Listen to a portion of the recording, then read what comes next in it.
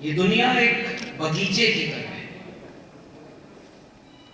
और इस बगीचे को संभालने, संवारने और बचाए रखने के लिए हर दौर में एक माली की जरूरत होती है। वो कांटों को, बेतरतीब झाड़ियों को सहेज करके इसे खूबसूरत बनाते हैं, रहने लायक बनाते हैं। इस देश में भी एक माली ऐसा हुआ जिसे आम आवाम ने महात्मा का खिताब दिया, मगर उसे बिसरा दिया गया। मैं उस माली से महात्मा बने शख्स की एक सबसे तेज जलती हुई मशाल से अपनी बात यहां पर इस सभागार में रखना चाहता हूं, और वो मशाल थी शिक्षा की। 19 अक्टूबर 1882 का दिन था। हंटर कमीशन के सामने इस देश के कमीरा जाति के लोगों की शिक्षा और किसानी की बात को रखने के लिए ज्योतिबा फूले अपनी बात रखते हुए एक कोटेशन देते हैं, और वो ये कहते हैं कि इस देश में हुआ ये है कि थोड़े से लोगों ने, जिन्होंने न कभी जीवन में नहर बनाया न बांध बनाई, उन्होंने पानी रोक लिया है और इस देश की बहुत बड़ी आबादी तक उस पानी को पहुंचने नहीं दिया। मैं उस बहुत बड़ी आबादी की तरफ से आपके सामने ये कहने आया हूं कि शिक्षा एक साथ उस पूरी कमेरा जाति की बहुसंख्यक आवाम की मुक्ति का रास्ता है, किसानों की मुक्ति का रास्ता है। वो महात्मा फूले जिन्होंने इस देश को तर्क बुद्धिवाद से लड़ने के लिए एक अस्त्र दिया, जो ज्ञान की सत्ता प्रतिष्ठानों के बीच, जिन्हें खुद स्कूल से बेदखल करना पड़ा, उनके पिता ने उन्हें बेदखल किया, लेकिन फ्रांसीसी क्रांति, अमेरिकी क्रांति से होते हुए अपने गुलामगिरी संघर्ष करने वाले उन अमेरिकी क्रांति के योद्धाओं को समर्पित की और उनसे अपील की कि देश की मुक्ति तब होगी जब हम गुलामी से मुक्त होंगे। और वहां उन्होंने ये बात समझाई कि इस देश में जैसे जूते बनाना मोची का धर्म नहीं, धंधा है, लकड़ी के औजार बनाना एक कुम्हार का धर्म नहीं, धंधा है, वैसे ही इस देश में ब्राह्मण का पुजारी बनना और अवैध रूप से दान दक्षिणा पर कब्जा करना उसका धर्म नहीं, धंधा है। ये बेबाकी उस शख्स की थी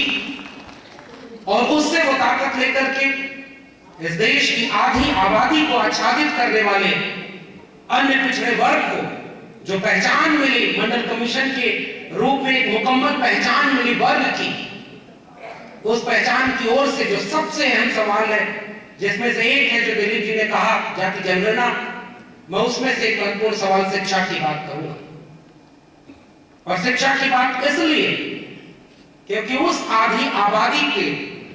साथ जो सबसे बड़ा संकट है, इस देश के अन्य पिछड़े वर्ग के साथ जो फिलहाल मुझे लग रहा है सबसे बड़ा संकट है, वो ये कि वो अपनी सांस्कृतिक जड़ों से उस हद तक नहीं जुड़ा है जितना उसे जुड़ना चाहिए। वरना ज्योतिबा फूले, सावित्रीबाई फूले से लेकर के ईवी रामास्वामी नायकर पेरियार, शिवदयाल सिंह चौरसिया, चंद्रिका प्रसाद जिज्ञासु, पेरियार ललित सिंह यादव, रामस्वरूप वर्मा, जगदेव प्रसाद कुशवाहा, अब्दुल कयूम अंसारी और आसिफ बिहारी की तस्वीरें, उनकी किताबें, उनका संघर्ष इस देश के अन्य पिछड़े वर्ग के घर की किताबों के दौर में होता।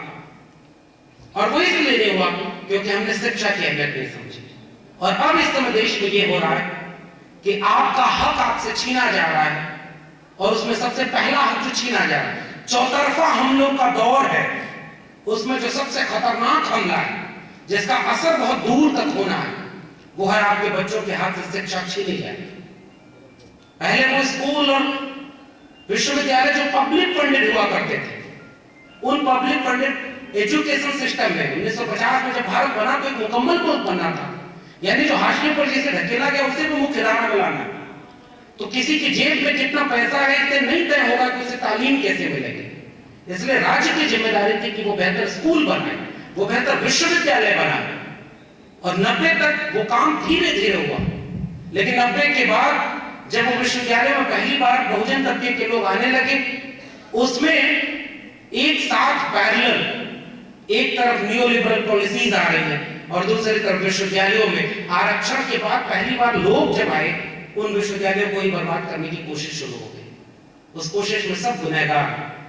और अभी वो कभी not available, not found suitable, तो कभी उनके लोग जब पीएचडी में इंटरव्यू देने जाते हैं, वहां एडमिशन नहीं, उनके मनमाफिक रिसर्च नहीं करने दिया। और वो खेल 2021 तक चलता है कि जेएनयू जैसे देश के सबसे प्रतिष्ठित संस्थान में रिजर्व कैटेगरी के लोगों को 30 नंबर के वाइवा में 1 नंबर दिया जाता है। इसलिए मुझे लगता है कि आज अगर हम इस ओबीसी कॉन्क्लेव में जो बात पंचायलिया सर ने कही,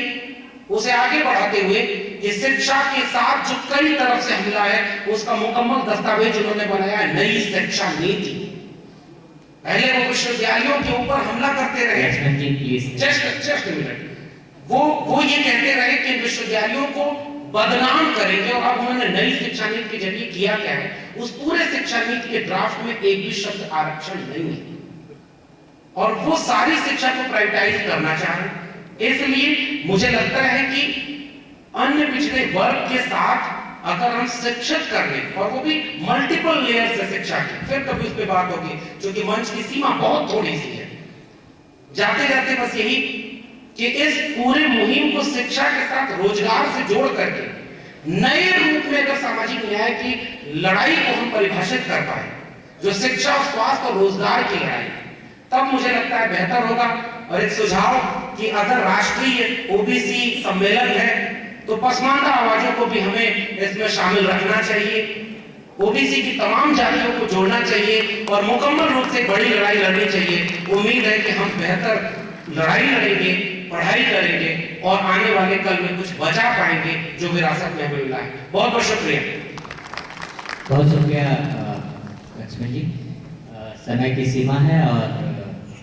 हमारे साथ मधु याक्षी सर हैं, ex-member of parliament, and now the political class has already arrived, so he has kindly agreed to be part of the next session. So I would want to